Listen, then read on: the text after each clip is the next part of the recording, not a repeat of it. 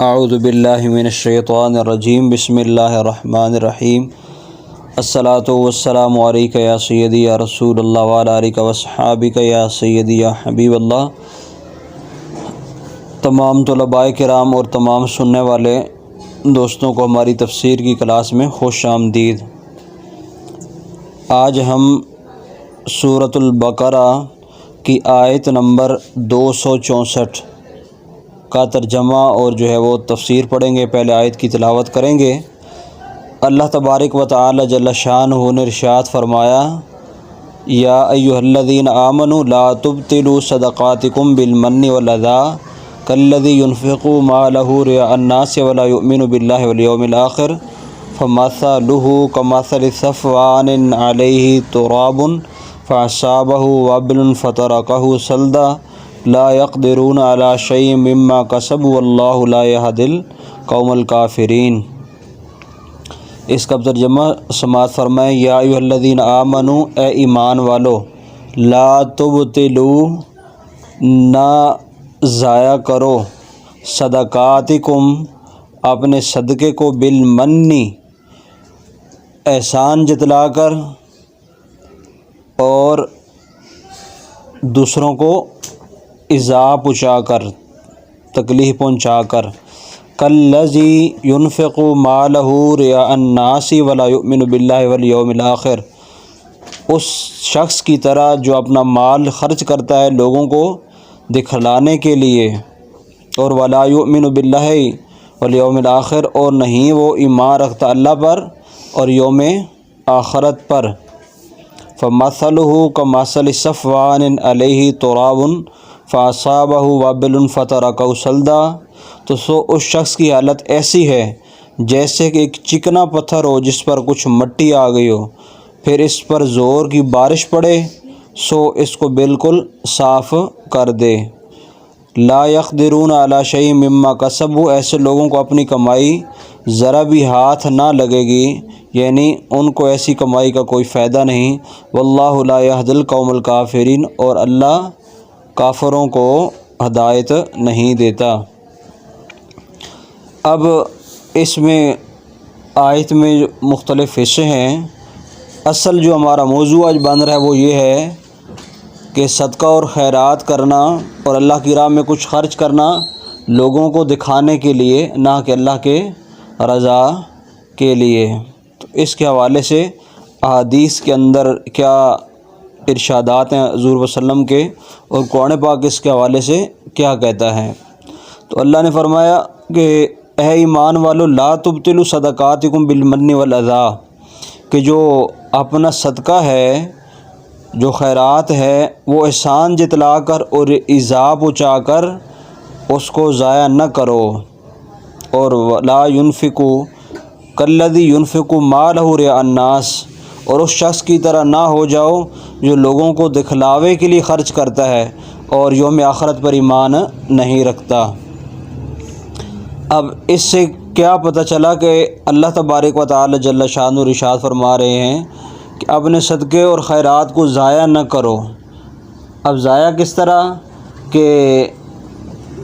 اللہ تعالی نے جو ہے یہ حکم ارشاد فرمایا کہ اپنے صدقوں کو ضائع اس طرح نہ کرو کہ لوگوں کو دکھلاوے کے لیے اور دینے کے بعد ان کو ایذا پہنچا کر اور احسان جتلا کر۔ جیسے اب عام طور پہ ہمارے معاشرے میں ہوتا ہے کہ ہم کسی کو صدقہ خیرات کرتے ہیں تو جب 2-4 لوگ بیٹھے ہوتے ہیں تو اس کے سامنے اس کی تذلیل کرتے ہیں، اس کے اوپر اپنے حکم چلاتے ہیں، اور پھر وہ اگر حکم نہ مانے تو کہتے ہیں کہ ہم نے آپ کو صدقہ دیا تھا، ہم نے آپ کو خیرات دی تھی، اور آپ ہمارے احسان ہی بھول گئے ہیں، آپ اتنے احسان فراموش ہیں، اس طرح کہا جاتا ہے۔ اور جیسے عام طور پہ ہم بچوں کی بات کریں تو بچے بھی اس طرح اگر کسی کو کوئی چیز دے دیں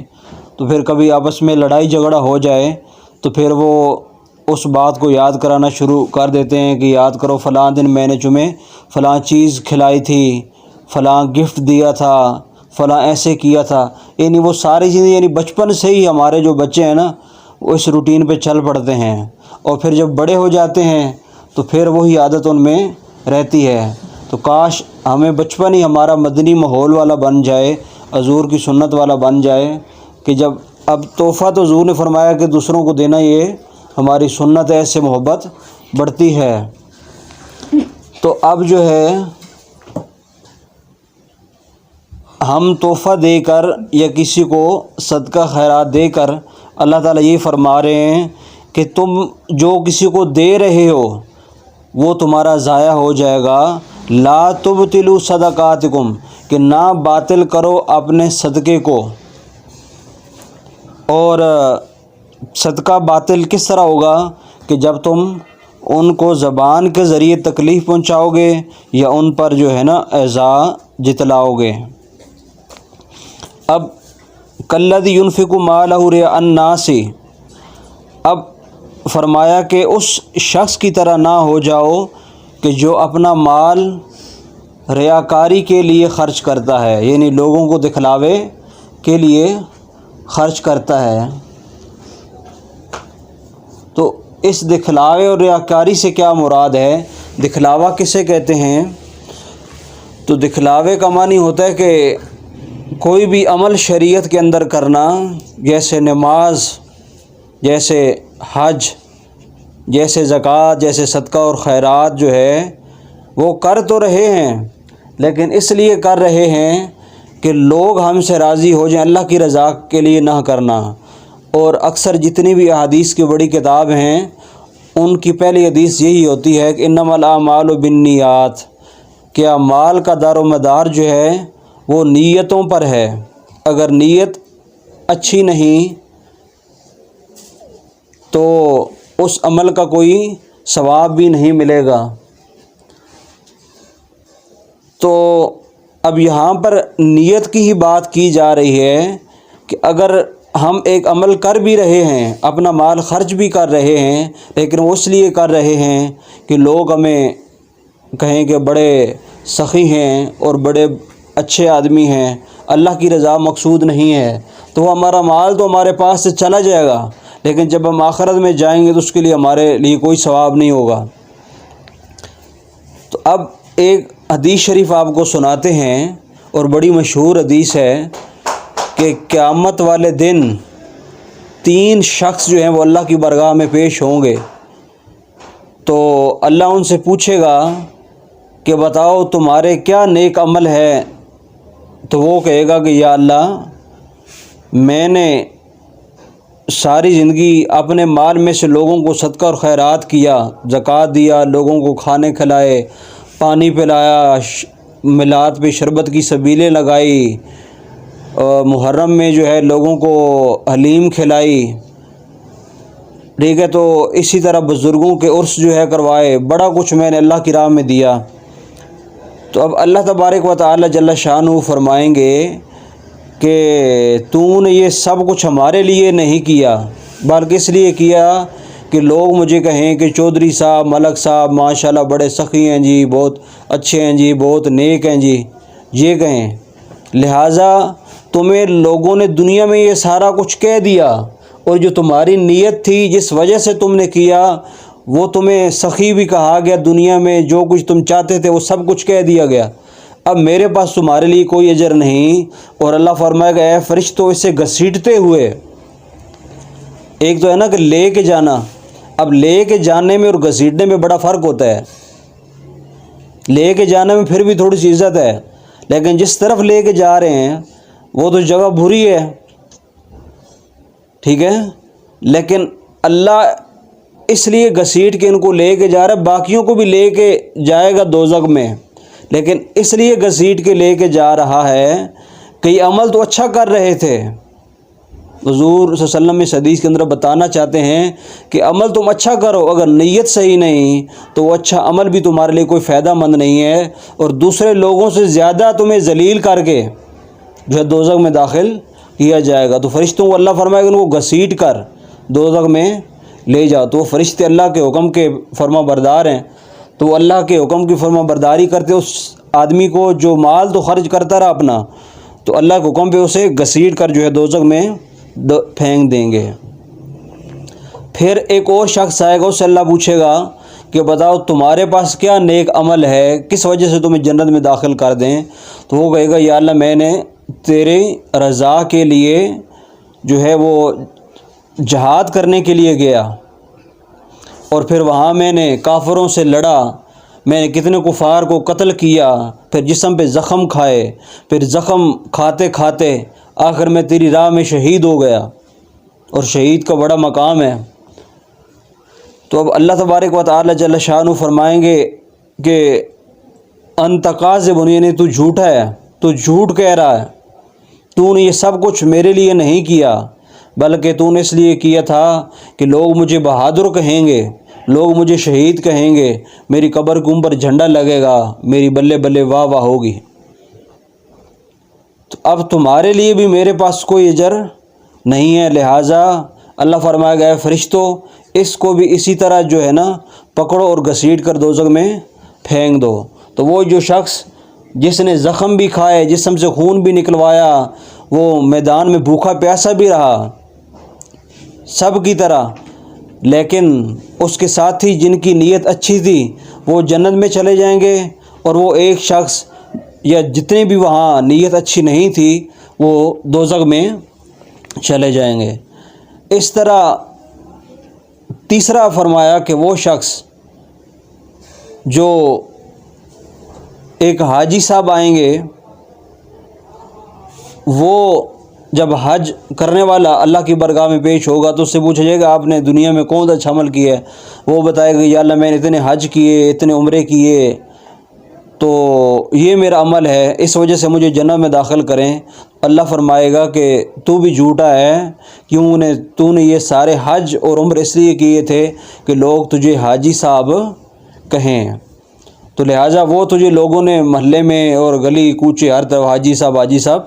تم ہوتے رہے، لہٰذا وہ جو تیری نیت تھی اس کا پھل تمہیں دنیا میں مل گیا، میرے پاس تمہارے لیے کوئی کچھ نہیں ہے۔ تو اس حاجی صاحب کو بھی اللہ